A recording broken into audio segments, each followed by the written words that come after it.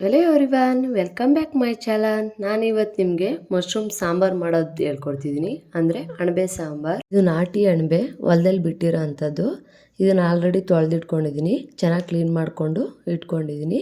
ಇದಕ್ಕೆ ಏನೇನು ಇಂಗ್ರೀಡಿಯೆಂಟ್ಸ್ ಬೇಕು ಅಂತ ತೋರಿಸ್ತಿದ್ದೀನಿ ಬನ್ನಿ. ಒಂದು ದಪ್ಪನಾದ ಈರುಳ್ಳಿ, 3-4 ಬೆಳ್ಳುಳ್ಳಿ, 2 ಇಂಚಷ್ಟು ಶುಂಠಿ, 1 ಸ್ಪೂನ್ ಮೆಣಸು, 4 ಲವಂಗ, 2 ಪೀಸ್ ಚಕ್ಕೆ, ಸ್ವಲ್ಪ ಕೊತ್ತಂಬರಿ, 1 ಟೊಮೊಟೊ, 1 ಸ್ಪೂನ್ ಖಾರ ಪುಡಿ, ಅರ್ಧ ಕಪ್ ಕಾಯಿ, ಗಸಗಸೆ ಮತ್ತು ಅರಿಶಿನ. ಇಷ್ಟು ಇಂಗ್ರೀಡಿಯೆಂಟ್ಸ್ನ ತಗೊಂಡು ಇಟ್ಕೊಂಡಿದ್ದೀನಿ. ಮೊದಲಿಗೆ ಒಂದು ಜಾರ್ಗೆ ಈರುಳ್ಳಿ ಖಾರ ರುಬ್ಕೊಳ್ಳೋಕ್ಕೆ ಈರುಳ್ಳಿ, ಬೆಳ್ಳುಳ್ಳಿ, ಶುಂಠಿ, ಚಕ್ಕೆ, ಲವಂಗ, ಮೆಣಸು, ಸ್ವಲ್ಪ ಕೊತ್ತಂಬರಿ ಮತ್ತು ನೀರು ಸೇರಿಸಿ ನುಣ್ಣಗೆ ಪೇಸ್ಟ್ ಮಾಡ್ಕೊಂಡ ನಂತರ ಒಂದು ಪಾತ್ರೆ ಇಟ್ಟು ಅದಕ್ಕೆ ಸ್ವಲ್ಪ ಎಣ್ಣೆ ಹಾಕಿ ರುಬ್ಕೊಂಡಿರೋಂಥ ಈರುಳ್ಳಿ ಮಸಾಲೆ ಹಾಕಿ ಚೆನ್ನಾಗಿ ಫ್ರೈ ಮಾಡ್ಕೋಬೇಕು. ಅದು ಸ್ವಲ್ಪ ಚೆನ್ನಾಗಿ ಫ್ರೈ ಆದ ನಂತರ ಆಗಲೇ ಕ್ಲೀನ್ ಮಾಡಿ ಇಟ್ಕೊಂಡಿರೋಂಥ ಮಶ್ರೂಮ್ ಹಾಕಿ ಅದನ್ನು ಕೂಡ ಚೆನ್ನಾಗಿ ಮಿಕ್ಸ್ ಮಾಡ್ಕೋಬೇಕು.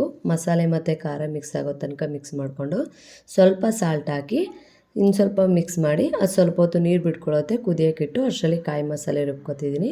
ಒಂದು ಜಾರ್ಗೆ ಕಾಯಿ, ಗಸಗಸೆ, ಟೊಮೊಟೊ, ಸ್ವಲ್ಪ ಕಡಲೆ ಇರಲಿಲ್ಲ ಅದರಿಂದ ಹುರ್ಗಡ್ಲೆ ಪುಡಿ ಹಾಕೋತಿದ್ದೀನಿ ಮತ್ತು ಖಾರ ಪುಡಿ ಹಾಕಿ ಅದನ್ನು ಕೂಡ ನುಣ್ಣಗೆ ಪೇಸ್ಟ್ ಮಾಡಿಕೊಂಡೆ. ಅಷ್ಟರಲ್ಲಿ ಚೆನ್ನಾಗಿ ಮಶ್ರೂಮ್ ನೀರು ಬಿಡ್ಕೊಂಡಿತ್ತು. ನೋಡ್ತಿದ್ದೀರಲ್ಲ, ಈ ರೀತಿ ಬೆಂದ ನಂತರ ನೀರೆಲ್ಲ ಸಂಪೂರ್ಣವಾಗಿ ಕುದ್ದು ನೀರು ಖಾಲಿ ಆಗೋ ತನಕ ಬೇಯಿಸ್ಕೊಂಡು ಆಗಲೇ ರುಬ್ಬಿಟ್ಕೊಂಡಂಥ ಕಾಯಿ ಮಸಾಲೆ ಹಾಕೋತಿದ್ದೀನಿ. ಕಾಯಿ ಮಸಾಲೆ ಹಾಕಿ ಚೆನ್ನಾಗಿ ಮಿಕ್ಸ್ ಮಾಡ್ಕೋಬೇಕು. ನೀಟಾಗಿ ಮಿಕ್ಸ್ ಮಾಡ್ಕೊಂಡ ನಂತರ ನಮ್ಗೆ ಸಾಂಬಾರ್ಗೆ ಎಷ್ಟು ಬೇಕೋ ಅಷ್ಟು ನೀರು ಹಾಕೋತಿದ್ದೀನಿ. ಸ್ವಲ್ಪ ಗಟ್ಟಿಗೆ ಮಾಡ್ಕೊಳ್ಳಿ, ಮಶ್ರೂಮ್ ನೀರು ಬಿಟ್ಕೊಳ್ಳೋದ್ರಿಂದ ಸ್ವಲ್ಪ ಗಟ್ಟಿಗಿದ್ರೆ ಚೆನ್ನಾಗಿರುತ್ತೆ ಈ ಸಾಂಬಾರು. ಮಸಾಲಾನ ಚೆನ್ನಾಗಿ ಮಿಕ್ಸ್ ಮಾಡ್ಕೊಳ್ಳಿ. ಖಾರ ಮಸಾಲೆ ಎಲ್ಲ ಚೆನ್ನಾಗಿ ಮಿಕ್ಸ್ ಆದ ನಂತರ ಮೊದಲೇ ಸ್ವಲ್ಪ ಸಾಲ್ಟ್ ಹಾಕಿದೆ, ಅದರಿಂದ ಇನ್ನು ಸ್ವಲ್ಪ ಸಾಲ್ಟ್ ಹಾಕ್ಕೊಂಡು ಒಂದು ಲಿಡ್ ಕ್ಲೋಸ್ ಮಾಡಿಕೊಂಡು 20 ನಿಮಿಷ ಬೇಯಿಸ್ಕೊಂಡ್ರೆ ಅಣಬೆ ಸಾಂಬಾರು ರೆಡಿಯಾಗಿ ಹೋಗುತ್ತೆ.